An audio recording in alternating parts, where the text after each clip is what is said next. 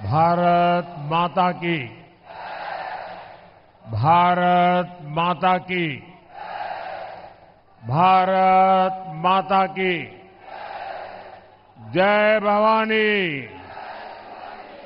जय भवानी। मुंबईकर बंधू आणि भगिनींनो, माझा तुम्हाला नमस्कार, राम राम, जय श्री राम। मैं सिद्धि विनायक, मुंबा देवी और महालक्ष्मी के चरणों में प्रणाम करता हूं। आज क्रांति गुरु लहूजी वस्ताद साल्वे जी की जयंती भी है। मैं मुंबई की धरती से लहूजी वस्ताद साल्वे जी को महाराष्ट्र की धरती के महान स्वतंत्रता सेनानियों को श्रद्धापूर्वक नमन करता हूं। साथियों, आज महाराष्ट्र में इस चुनाव की ये मेरी आखिरी जनसभा है। मैंने इस दौरान पूरे महाराष्ट्र का दौरा किया है। विदर्भ, मराठवाड़ा, पश्चिम महाराष्ट्र, उत्तर महाराष्ट्र, कोंकण, हर क्षेत्र के लोगों से मेरा संवाद हुआ और अब मैं आमची मुंबई में हूं।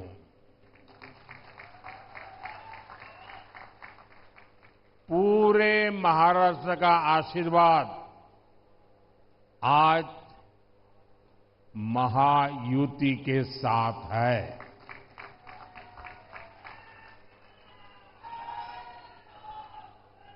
आज हर और एक ही आवाज है,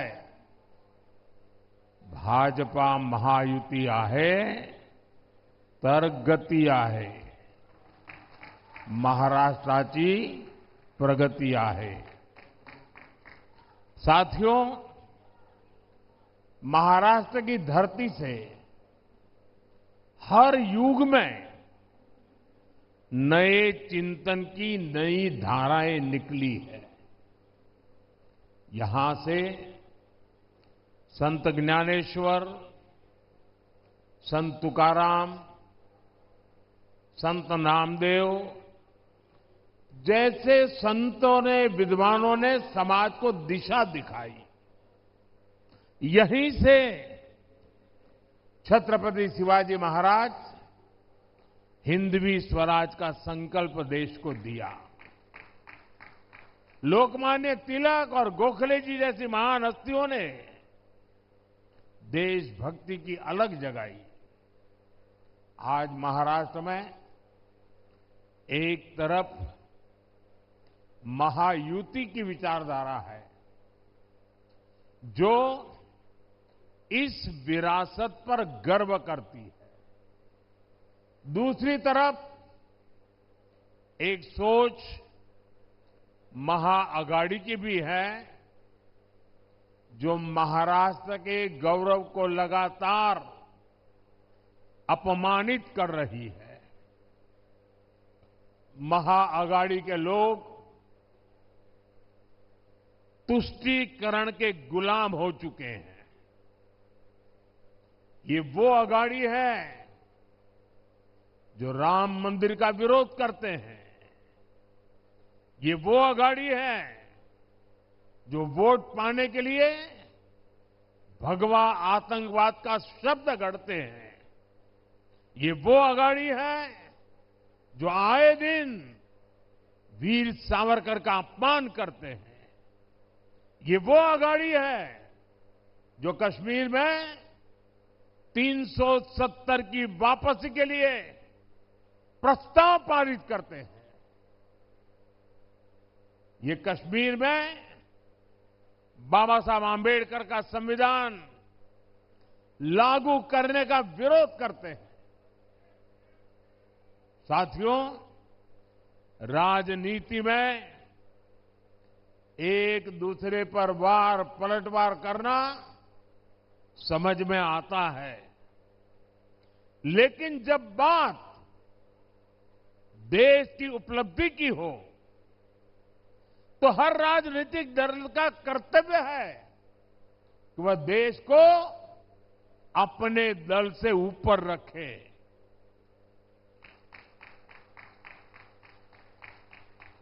भाजपा का, महायुति का ये मंत्र है, ये नीति है, ये हमारी वृत्ति भी है, प्रवृत्ति भी है। लेकिन अघाड़ी वालों के लिए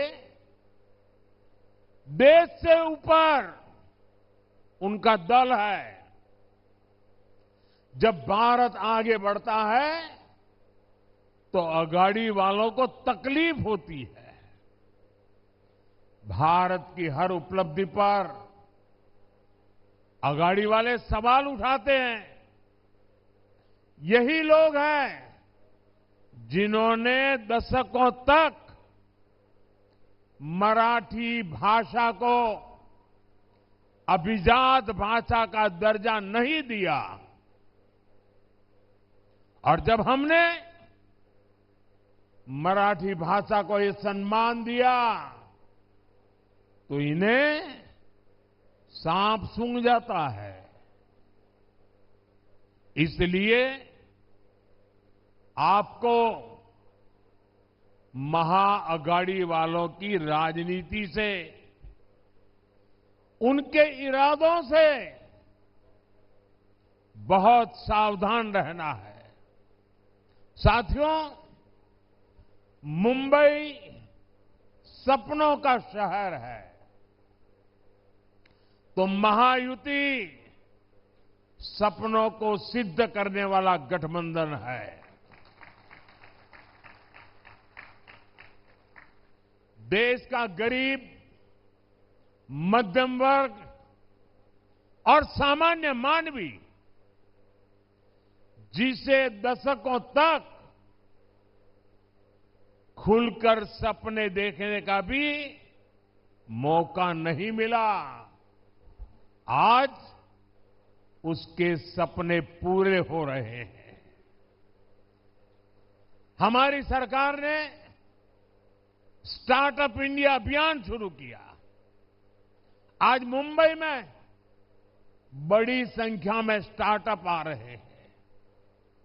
वो गरीब जिसे पहली बार पीएम आवास योजना में पक्का घर मिला है, वो मिडिल क्लास जिसे कम ब्याज पर होम लोन मिल रहा है, रेरा कानूनों के बाद जिसे पूरे जीवन की कमाई गंवाने का डर अब खत्म हो चुका है, वो आज अपने भविष्य को लेकर निश्चिंत हुआ है। आप मुंबई के रेहड़ी पटरी वालों पर नजर डालिए। आज लगभग 70 लाख रेहड़ी पटरी वालों को पीएम स्वनिधि योजना की मदद से अपना व्यापार बढ़ाने में मदद मिली है, और इसका फायदा यहां मुंबई के भी हमारे 1 लाख से ज्यादा रेहड़ी पटरी वालों को मिला है। और मैं मुंबई के हमारे साथियों का आभार व्यक्त करता हूं कि 1 आध साल पहले मुझे इन सभी रेहड़ी पटरी वालों के कार्यक्रम में आने का अवसर मिला था, और उनके चेहरे पर जो उमंग था, उत्साह था, कुछ कर गुजरने का मादा था, वो वाकई प्रेरणा देने वाला था। साथियों, सेवा भावना से काम केवल और केवल बीजेपी और महायुति ही कर सकती है। और मैं बड़ी नम्रतापूर्वक आपको कहना चाहता हूं, और आप मेरे जीवन की हर गतिविधि से मेरी बात को एक तराजू से तोल सकते हैं। और इसलिए मैं जिम्मेवारी के साथ भी कहता हूं और पूरी नम्रता से कहता हूं, आपके सपने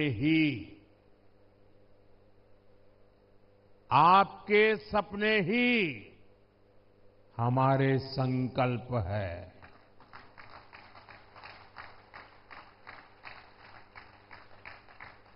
मोदी आपके सपनों को जीता है,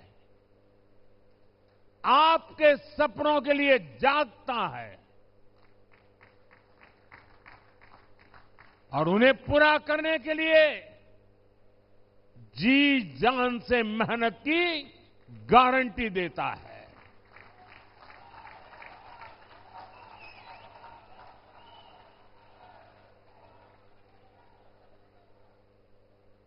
साथियों, आज दुनिया का हर देश अपने बड़े शहरों को आधुनिक बनाने में लगा है। मुंबई के लिए यही सपना बीजेपी और महायुति ने देखा है।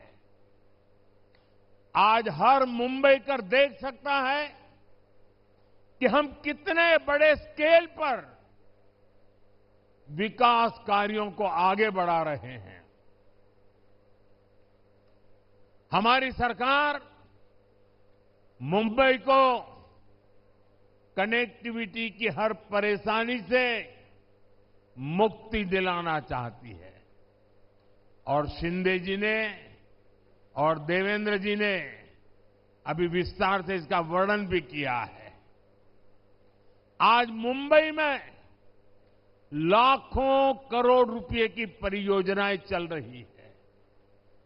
मेट्रो लाइन हो, लोकल ट्रेनें हो, मुंबई और आसपास के शहरों को जोड़ने वाले पुल हो, महामार्ग हो, एयरपोर्ट हो, हर दिशा में तेजी से काम हो रहा है। साथियों, हमारे देश में आजादी के बाद दशकों तक केंद्र में कांग्रेस की सरकार रही। यहां भी दशकों तक कांग्रेस की सरकार रही, लेकिन मुंबई को लेकर इन्होंने कोई फॉरवर्ड प्लानिंग की परवाह ही नहीं की। नतीजा ये हुआ कि हमारी मुंबई लगातार पिछड़ती चली गई। कांग्रेस का मिजाज मुंबई के ठीक उल्टा है। मुंबई का मिजाज यानी ईमानदारी और कड़ी मेहनत। मुंबई का मिजाज यानी आगे बढ़ने की ललक। लेकिन कांग्रेस का मिजाज क्या है? कांग्रेस का मिजाज है भ्रष्टाचार। कांग्रेस का मिजाज है देश को पीछे धकेलना। कांग्रेस का मिजाज है विकास में अड़ंगा डालना। आपको याद रखना है, इन्होंने अटल सेतु का विरोध किया था, इन्होंने मेट्रो का विरोध किया था।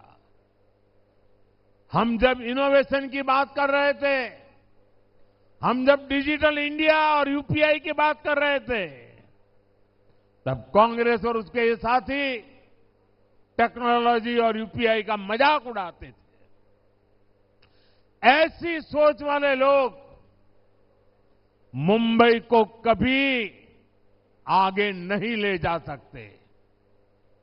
साथियों, हमारी मुंबई जोड़ने में विश्वास करती है, लेकिन कांग्रेस और अघाड़ी केवल और केवल तोड़ने की बात करते हैं। मुंबई में हर जाति समुदाय के लोग आते हैं, हर भाषा के लोग आते हैं, एक साथ रहते हैं, लेकिन महाअघाड़ी वाले जाति के नाम पर लोगों को लड़वाने में लगे हैं। साथियों, कांग्रेस का शाही परिवार दलितों, पिछड़ों, आदिवासियों से नफरत करता है। सरकार बनाने के लिए तड़प रही कांग्रेस बिना पानी को जैसे मछली तड़पती है ना, वैसे एसटी, एससी, ओबीसी की एकजुटता तोड़ना चाहती है। इसलिए वो एसटी की जातियों को आपस में लड़ा रही है, एससी, ओबीसी की जातियों को आपस में लड़ा रही है। ये जातियां लड़ेगी तो कमजोर होगी, और जितनी ज्यादा जातियां कमजोर होगी, कांग्रेस मजबूत होती चली जाएगी। मजबूत कांग्रेस सरकार में आकर एसटी, एससी, ओबीसी की उनको तबाह करेगी, आपका आरक्षण छीन लेगी। और इसलिए ही मैं बार बार कह रहा हूं, आज इस बात की सबसे ज्यादा जरूरत है। जिस प्रकार से अघाड़ी के लोग कारनामे कर रहे हैं, जिस प्रकार से कांग्रेस के शाहजादे देश में तबाही की भाषा बोल रहे हैं, तब आज एक बात बहुत जरूरी हो गई है, और वो है, एक है तो सेफ है, एक है तो, एक है तो, एक है तो। मुंबई तो बाला साहब ठाकरे के सिद्धांतों का शहर है। मुंबई स्वाभिमान का शहर है, लेकिन अघाड़ी में एक ऐसा दल है जिसने बाला साहब का अपमान करने वाली कांग्रेस के हाथ में अपना रिमोट कंट्रोल दे दिया है। और इसलिए मैंने इन्हें चुनौती दी थी कि कांग्रेस के मुंह से, कांग्रेस के शहजादे के मुंह से बाला साहब ठाकरे की प्रशंसा के लिए कुछ बात जरा बुलवा के दिखा दीजिए। अरे एक बार तो कांग्रेस के शाहजादे से मुंह से निकलवाइए, हिंदू हृदय सम्राट बाला साहब ठाकरे।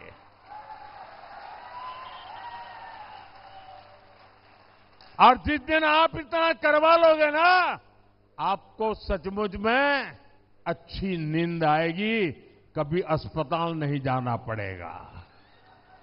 बाला साहब के आशीर्वाद मिलेंगे।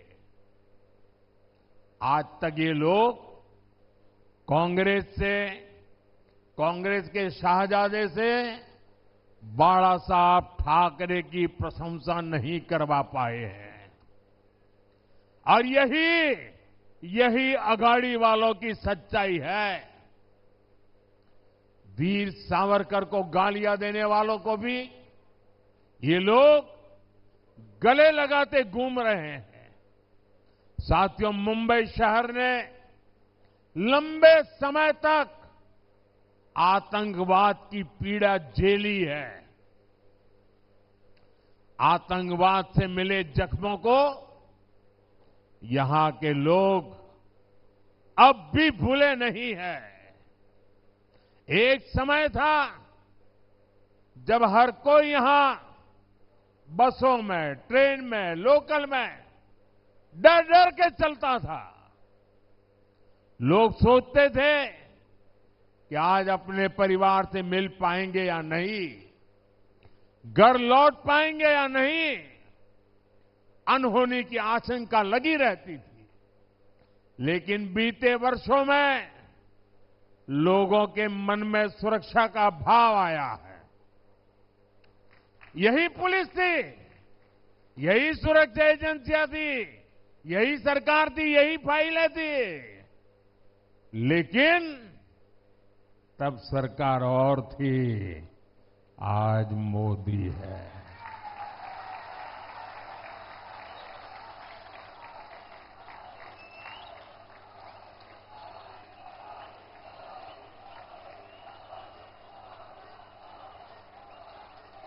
आपको सोचना है कि क्यों जब कांग्रेस सरकार थी तो मुंबई समेत देश भर में आतंकी घटनाएं होती रहती थी।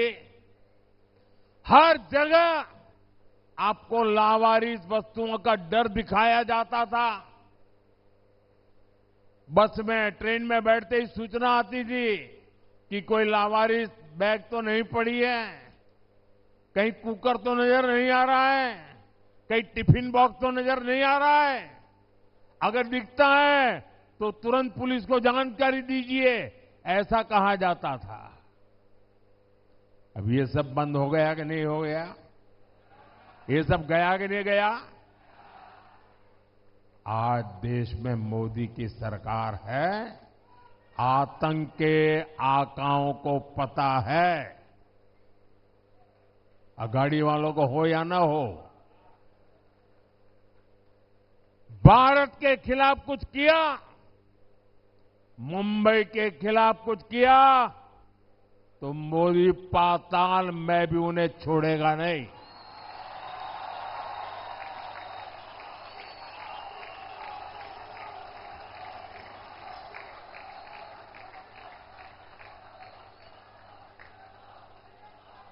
साथियों, मुंबई की एक बहुत बड़ी ताकत है महिलाओं की भागीदारी और वुमेन लेड डेवलपमेंट। देश के दूसरे शहरों में भी मुंबई की मिसाल दी जाती है। आज स्टार्टअप्स को लीड करने से लेकर ड्रोन दीदी की भूमिका निभाने तक महाराष्ट्र की महिलाएं देश को दिशा दिखा रही है। महाराष्ट्र में 27,000 से ज्यादा स्टार्टअप्स, जिनमें से अनेकों स्टार्टअप का नेतृत्व महिलाएं कर रही है। हमारी माताएं, बहनें, बेटियां कर रही है। देश भर में 70,000 से ज्यादा ऐसे स्टार्टअप्स हैं जिनमें कम से कम एक महिला डायरेक्टर के रूप में उसका नेतृत्व कर रही है। महिला नेतृत्व वाले कई स्टार्टअप्स मुंबई बेस्ड हैं।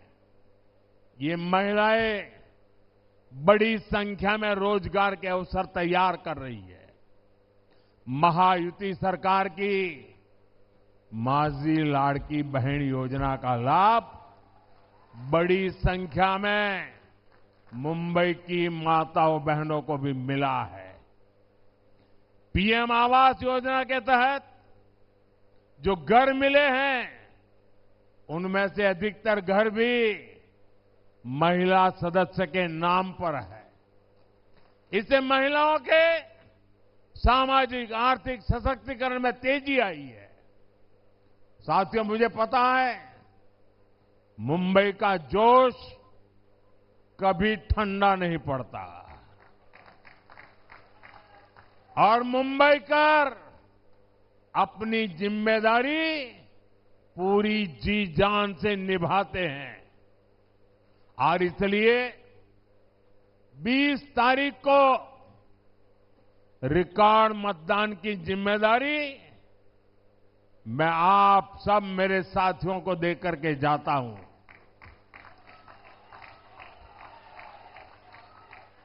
हमेशा ये जोश बनाए रखना है। हमें महायुति के सभी उम्मीदवारों को भारी बहुमत से विजयी बनाना है और आपको मुंबई में महायुति की नई सरकार के शपथ ग्रहण की तैयारी भी करनी है। और एक अर्थ में तो मैं कहूंगा कि मेरी चुनावी सभा कम है।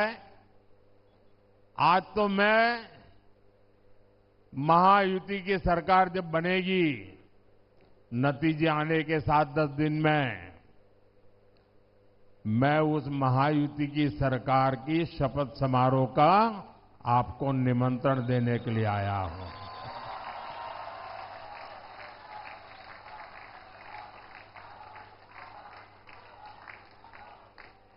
साथियों, मैंने इस बार झारखंड का चुनाव भी देखा है, महाराष्ट्र का चुनाव भी देखा है और मैं कुछ दिन पहले हरियाणा के चुनाव को भी देख रहा था। हरियाणा ने जिस प्रकार से कांग्रेस की सारी योजनाओं को चकनाचूर कर दिया, उनके सारे सपनों को तहस नहस कर दिया। जितने मुद्दे उन्होंने उठाए, हर मुद्दे को हरियाणा के लोगों ने करारा जवाब दिया। और मैं कह सकता हूं, झारखंड और महाराष्ट्र में भी हरियाणा से भी ज्यादा करारा जवाब ये महाआघाड़ी वालों को मिलने वाला है।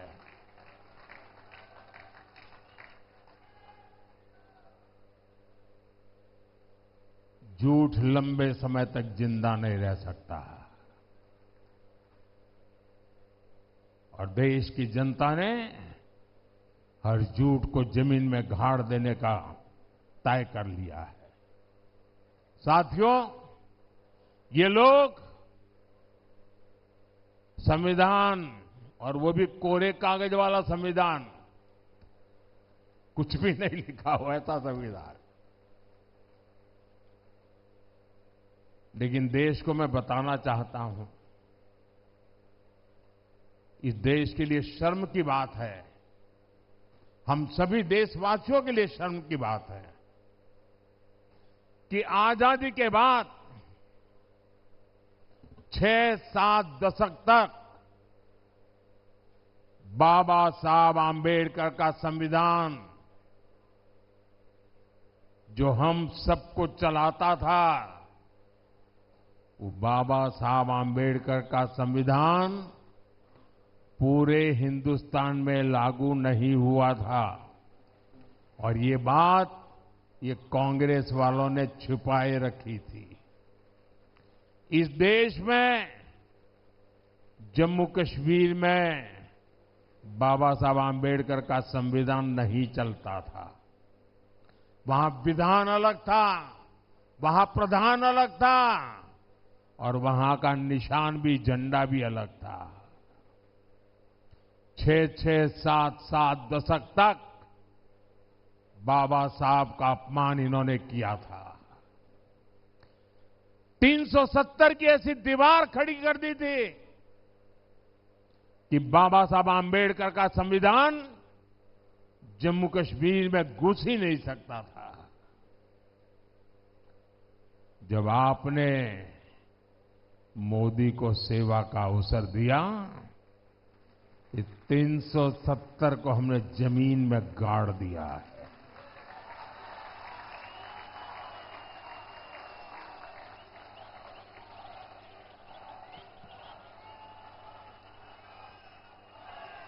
और तब जाकर के बाबा साहब आंबेडकर का संविधान जम्मू कश्मीर में लागू हुआ।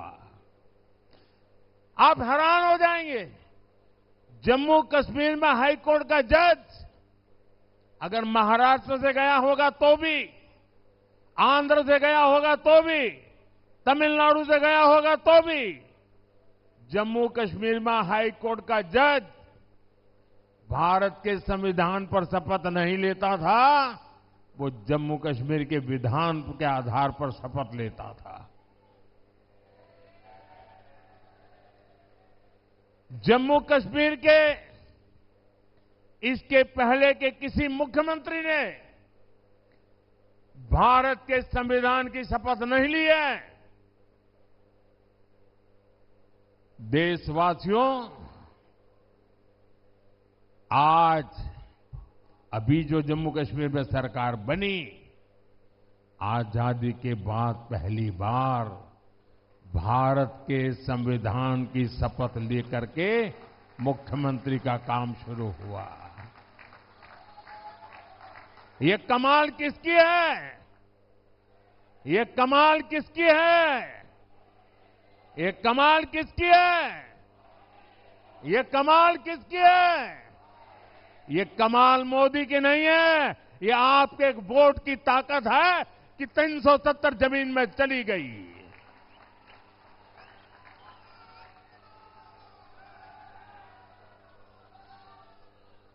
और इसलिए आपके वोट की ताकत को समझ के फिर से एक बार मुझे महाराष्ट्र की सेवा करने का मौका दीजिए। मुझे आपके सपनों के लिए जी जान से जुटने का अवसर दीजिए। और इसलिए मुझे महायुति का साथ चाहिए। आपके सपने पूरे करने के लिए महाराष्ट्र में महायुति की सरकार चाहिए, ताकि मैं बिना कोई रोक टोक आपकी सेवा करता रहूं। इसीलिए मैं आज आपसे आशीर्वाद मांगने आया हूं, महायुति के लिए आशीर्वाद मांगने आया हूं। मेरे इन सभी साथियों के लिए आपका आशीर्वाद मांगने आया हूं। मेरे साथ बोलिए, भारत माता की, भारत माता की, भारत माता की। बहुत बहुत धन्यवाद।